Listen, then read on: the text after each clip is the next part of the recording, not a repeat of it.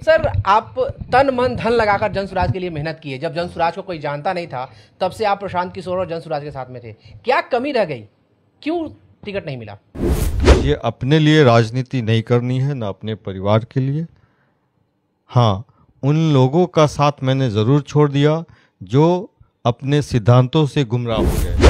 जो जुनून था, जो जोश था कि हम सत्ता परिवर्तन नहीं करना है, हमको बिहार को बदलना है, यहाँ के लोगों को बदलना है, उनकी सोच को बदलना है, क्या वही एम अभी भी है या उसमें कुछ बदलाव इधर उधर आया है? बिहार को बदलने में ये भी बात थी कि भ्रष्ट और करप्ट या क्रिमिनल लोगों को हम टिकट नहीं देंगे।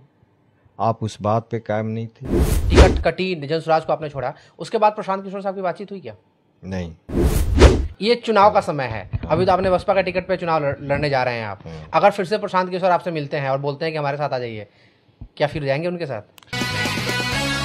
नमस्कार, एक्सपर्ट न्यूज देख रहे हैं आप और मैं हूं रणधीर कुमार। इस वक्त हमारे साथ में है डॉक्टर मंजर नसीम। डॉक्टर मंजर नसीम जो जनसुराज से काफी मेहनत किए लेकिन टिकट नहीं मिली और अब वे बसपा के साथ में हैं, बहुजन समाजवादी पार्टी का दामन थामे हैं और नरकटिया से भावी उम्मीदवार हैं। सर, बहुत बहुत स्वागत है आपका एक्सपर्ट न्यूज पे। शुक्रिया। सर, आप तन मन धन लगाकर जनसुराज के लिए मेहनत की है। जब जनसुराज को कोई जानता नहीं था तब से आप प्रशांत किशोर और जनसुराज के साथ में थे। क्या कमी रह गई, क्यों टिकट नहीं मिला? कमी तो देखने वाले बताते हैं कोई नहीं रही, और मेरे उस वक्त के जो साथी थे उनका भी और पूरी क्षेत्र की जनता का यही कहना था कि कमी तो कुछ नहीं थी जी। अब रहा क्या कारण हो सकता है? जी। कारण तो मैं समझता हूँ नीयत में खोट, जी। या फिर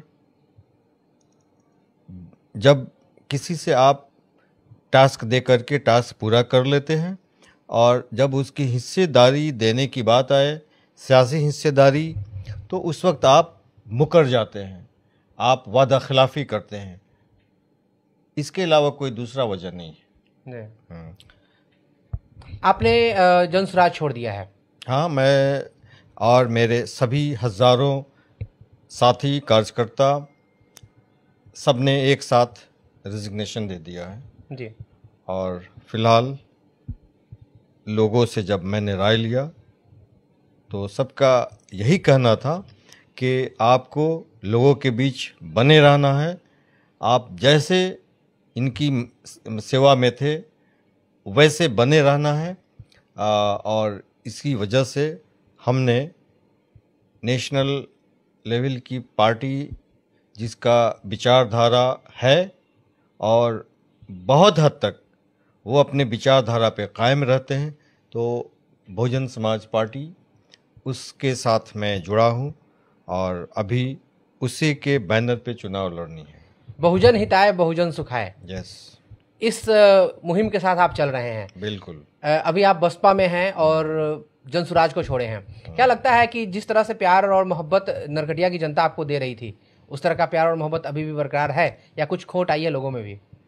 देखिए, धोखा खाने के बाद, धोखा मिलने के बाद, या इस पर एक मैं शेर बता देता हूँ, उनको वफा न आई, हमने जफा न सीखी, और पत्थर से दिल लगाया, दिल पे चोट खाई।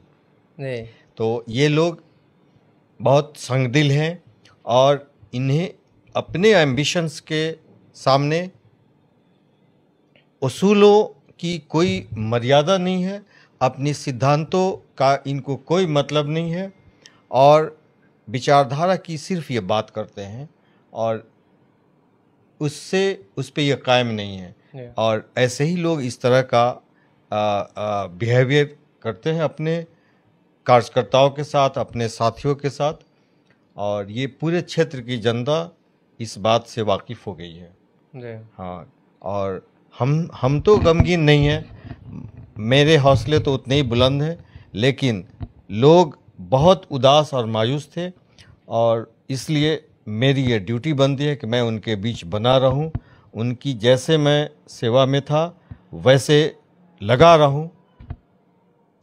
जनसुराज छोड़ा तो सर आपने बसपा ही चुना, क्या कारण रहा, क्या दिखा आपको बसपा में कि उसके साथ जुड़े आप?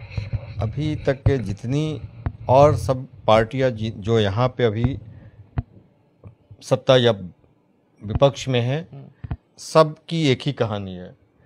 आपने देखा होगा कि सभी भ्रष्टाचार में डूबे हुए हैं, सारी पार्टियां। प्रशांत किशोर खुद, उन्होंने जब सबकी फाइलें खोली तो यहाँ की जनता ने देख लिया कि क्या राजद, क्या बीजेपी, क्या जदयू, सब के नेता भ्रष्टाचार में एक दूसरे से कॉम्पीट कर रहे हैं। तो इन सूरत हाल में मेरा किसी से भी कहीं भी जाना मुझे पसंद नहीं है। ऐसे लोगों के साथ जो भ्रष्टाचार में डूबे हुए हैं, उन लोगों की आइडियोलॉजी क्या हो सकती है? वो सिर्फ़ और सिर्फ अपनी राजनीति करते हैं और इसलिए उनके साथ एसोसिएट होने का कोई मतलब नहीं था। इसलिए आपने बसपा चुन लिया। ये एक विचारधारा बेस्ड पार्टी हमको लगी, और जैसे कि बाबा साहब अम्बेडकर की जो विचार था, उन्होंने इस लोकतंत्र को मजबूत करने के लिए जितना योगदान दिया, शायद और लोगों ने नहीं दिया। इन्होंने ही यहाँ की जो लोकतंत्र की डॉक्ट्रिन है या उसकी जो प्रिंसिपल्स हैं, उसका संस्थापक बोले इनको, या उसका प्रोपेगेटर या उसका संरक्षक, सब बाबा साहब अम्बेडकर थे। और उन्हीं की देन है कि हर गरीब या हर इस देशवासी को अधिकार मिला हुआ है, और वो एक तरह से उसके अधिकारों का अगर हनन होता है तो उसके लिए ये आइन है, ये हमारा संविधान है, जो बाबा साहब अम्बेडकर की देन है। सर, मैं आपके साथ तब से आपसे जुड़ा हूँ, तब से आपको पहचान रहा हूँ जब से आप राजनीति में नहीं थे और राजनीति से दूर दूर तक आपका कोई रिश्ता नहीं था। फिर जहाँ तक मुझे पता है कि आपके दिमाग में आया कि समाज सेवा तो कर ही रहे हैं डॉक्टर के नाते, हम राजनीति में भी आए, सक्रिय राजनीति के रूप में, और तब आपने जनसुराज का दामन थामा। जो जुनून था, जो जोश था कि हम सत्ता परिवर्तन नहीं करना है, हमको बिहार को बदलना है, यहाँ के लोगों को बदलना है, उनकी सोच को बदलना है। क्या वही एम अभी भी है या उसमें कुछ बदलाव इधर उधर आया है? बिल्कुल, जिस सोच के साथ मैं जनसुराज से जुड़ा था, अभी भी उस पे ही कायम हूँ। मुझे अपने लिए राजनीति नहीं करनी है, ना अपने परिवार के लिए। हाँ, उन लोगों का साथ मैंने ज़रूर छोड़ दिया जो अपने सिद्धांतों से गुमराह हो गए और अपने निजी स्वार्थों के लिए उन्होंने ऐसे फैसले किए जो हमारे उस पार्टी के संविधान के खिलाफ था। फॉर एग्ज़ाम्पल, हमने फैसला किया था, आपको मालूम होगा मैं कोर कमेटी का मेंबर था। बिल्कुल। तो हम सब ने बैठ के फैसला किया कि हम साफ सुथरी छवि वाले अच्छे लोगों को टिकट देंगे, इसलिए कि हमें पार्टी को या व्यक्ति को नहीं जिताना था, हमें बिहार को जिताना था। तो अच्छे लोग जब आएंगे तभी बिहार बदलेगा। जब भ्रष्ट, करप्ट, क्रिमिनल्स को आप टिकट दे रहे हैं तो फिर मुझे लगा कि नहीं, इसमें बने रहना ठीक नहीं है। फिर मैंने ऑब्जेक्ट किया। बात मेरी नहीं थी, मैंने देखा कि ऐसे लोग, आप चाहेंगे तो देख सकते हैं, जिनके ऊपर कई मुकदमे हैं, क्रिमिनल केसेज हैं, यहाँ से लेके हर जगह। तो उनको जब टिकट दिया जाने लगा तो मैंने अपोज किया कि ये नहीं होना चाहिए, लेकिन मेरी बात नहीं सुनी गई। फिर ऐसे लोग जो शुरुआत के दिनों के साथ ही बहुत काम किया इस पार्टी को बढ़ाने में, उन लोगों की अनदेखी। तो मुझे तो मतलब सबकी बात सुननी पड़ती थी और मैंने बात बताई कि देखिए ऐसा नहीं होना चाहिए। तो फिर उस पे भी मुझे तशफ़ी बख्श जवाब नहीं मिला। तो फिर मैंने फैसला किया कि जब यहाँ आवाज़ नहीं सुनी जा रही है, आपको दबा दिया जा रहा है आपके डिसेंट को, तो फिर ऐसे जगह बने रहना का कोई औचित्य नहीं है। और इसलिए मैंने फैसला किया और हमने अपने साथियों से पहले सलाह मशवरा किया इस्तीफ़ा देने के पहले। तो सबने कहा कि ऐसे जगह बने रहना ठीक नहीं होगा, न देश हित में न राज्य के हित में। इसलिए हमने फैसला किया कि जब ये लोग अपने सिद्धांतों पे कायम नहीं है तो फिर इनके साथ मेरा जुड़ाव नहीं हो सकता है। आपने जब पार्टी छोड़ा, जन स्वराज को छोड़ा, टिकट कटी, जन स्वराज को आपने छोड़ा, उसके बाद प्रशांत किशोर साहब की बातचीत हुई क्या? नहीं। कैसा व्यक्तिगत रिश्ता कैसा है, पहले जैसा है या बदल गया वो पूरा? तो मिलने पे वैसे ही रहेगा। अच्छा, हाँ, उसमें वो तो ये चुनाव का समय है, अभी तो आपने बसपा का टिकट पे चुनाव लड़ने जा रहे हैं आप। अगर फिर से प्रशांत किशोर आपसे मिलते हैं और बोलते हैं कि हमारे साथ आ जाइए, क्या फिर जाएंगे उनके साथ?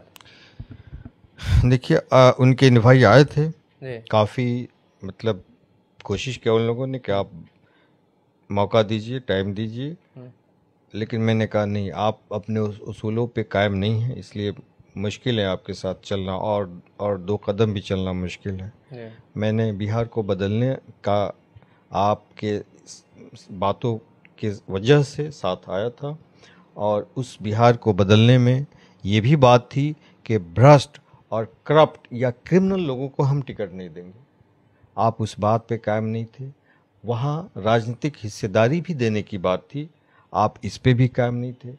तो पार्टी के संविधान में मेन पॉइंट्स, बिंदु यही थे, और जब इससे वो मुकर गए, गुमराह हो गए, जितने सारे साथी एक एक विधानसभा में 5, 2, 3, 7 साथी एक साथ मेहनत करके, सारे टास्क पूरा करके, और एक दूसरे से मतलब हेल्दी कंपटीशन करके, और उनके लिए जब जगह नहीं रहा, बाहर से दूसरी पार्टियों से लोगों को ला करके कैंडिडेट बनाया गया। और जब इसकी शिकायत मुझे मिलने लगी तो मैंने कहा, आगे बताया, लेकिन जब कोई भी हमें उधर से सही जवाब नहीं आया तो हमने फैसला कर लिया कि हम और हमारे कई साथी, हज़ारों साथी मिलकर के हम एक साथ अलग अलग जगहों से, अलग अलग विधानसभाओं से सबने इस्तीफा दे दिया। जी। अभी आप बहुजन समाजवादी पार्टी से चुनाव लड़ने जा रहे हैं, क्या लगता है जो वहाँ पे समीकरण है, जो आपने पहले से तैयारियां कर रखी है, बहुजन समाजवादी पार्टी का क्या वहाँ पे कार्यकर्ता कितने हैं और किस तरह से आपको समर्थन मिलने जा रहा है, आगे क्या सोच रहे हैं आप? पहले तो क्योंकि ये पार्टी अभी बिहार में बहुत ज़्यादा काम नहीं किया था, बिल्कुल, लेकिन मुझे इस बात से कोई फ़र्क नहीं पड़ता था। मैं जब सोचा कि ये लोग मुझे चाहते हैं, मेरे उसूल, मेरे सिद्धांतों पे मेरे साथ हैं, तो मैं जब इनके साथ काम करना चाहूँ, इनके साथ जुड़ाव करना चाहूँ, तो ऐसी पार्टी हो जो सिद्धांतों से समझौता नहीं करे। और बीएसपी का मैंने एक चीज़ अच्छा ये देखा कि ये अपनी वो मूल जो इनकी सिद्धांत हैं उससे ये मुकरते नहीं हैं। वंचितों, शोषितों का आवाज़ उठाना, उनके भलाई, उनके हक की बात करना, उनको न्याय दिलाना या उनके लिए खड़ा होना, मेरा भी यही सोच था। अगर ये सब होगा तभी हम 2 कदम आगे बढ़ेंगे बिहार को बदलने के लिए।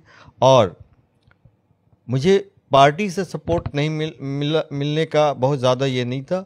मेरे जो साथी हैं, मेरे जो कार्यकर्ता हैं, मेरे जो अनुयायी हैं, जो मेरे दोस्त हैं, वो सब हम मिल कर के इस पार्टी को शक्ति देंगे, और हमें ये एक तरह का एक सिर्फ प्लेटफॉर्म का काम करेगा। और जितने भी साथी हैं, मैंने देखा है कि मेरे आने के बाद सब में ऊर्जा आ गई है और सब सशक्त महसूस कर रहे हैं, और ये बहुत शुभ संकेत है। और आप समझ लीजिए कि जितनी पहले से यहाँ पार्टियाँ थी, जो पक्ष और विपक्ष वाले हैं, इन सब में बेचैनी है, और मंजर नसीम से हर कोई अभी चुनाव लड़ेगा। सर, प्रशांत किशोर ने जब टिकट का बंटवारा किया तो कई जगह से देखा जा रहा है, लोगों की शिकायत है कि प्रशांत किशोर ने जो कहा था उस पर खड़े नहीं उतर रहे हैं। कई जगह से बोरो कैंडिडेट को दूसरे दल से या वैसे लोग का जो कहीं नहीं थे जनसुराज में, उनको अचानक टिकट दे दिया जा रहा है। ये बाकी जो पार्टियां करती हैं, कई पार्टियां करती हैं, उस तरह से किया जा रहा है, ऐसा लोगों का शिकायत है। आपको क्या लगता है इस पर? इस मामले में तो कोई फ़र्क नहीं है।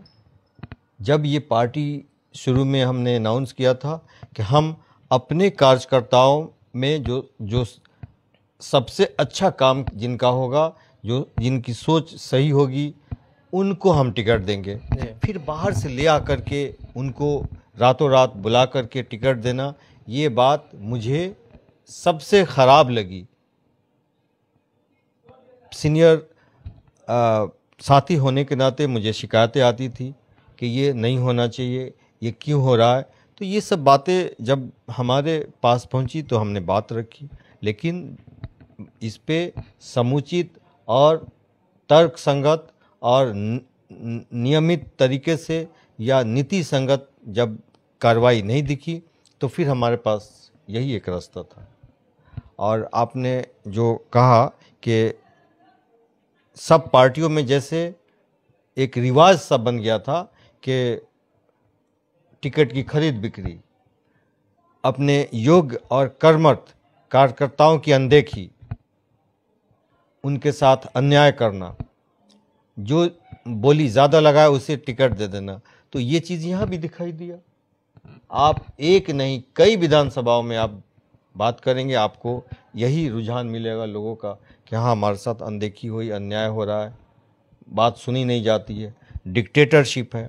तो फिर ये वन मैन आर्मी बन के रहने का कोई मतलब नहीं है जब आप राय भी नहीं लोगे अपने साथियों से, उनके राय पे कोई सलाह मशवरा पे अमल नहीं करोगे।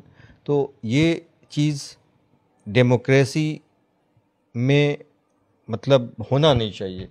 तो जब पार्टी के अंदर डेमोक्रेसी नहीं तो फिर कैसे वो डेमोक्रेटिक मूल्यों की रक्षा करेगी। तो ये सब बातें हैं। सर, हमारी शुभकामनाएं हैं आप बेहतर करें। तो आप देख रहे थे डॉक्टर मंजर नसीम साहब हमारे साथ में थे, जो बीएसपी से नरकटिया विधानसभा क्षेत्र से चुनाव लड़ने जा रहे हैं। इनका गमछा पीला से नीला जरूर हो गया है, लेकिन जोश और जो सोच था वो आज भी वही है। तो देखने वाली बात होगी कि आगे ये क्या करते हैं और अपने क्षेत्र और क्षेत्र की जनता के लिए कितना कारगर साबित होते हैं। अभी के लिए फिलहाल इतना ही। आप बने रहिए हमारे साथ और देखते रहिए एक्सपर्ट न्यूज़, आपकी आवाज़। नमस्कार।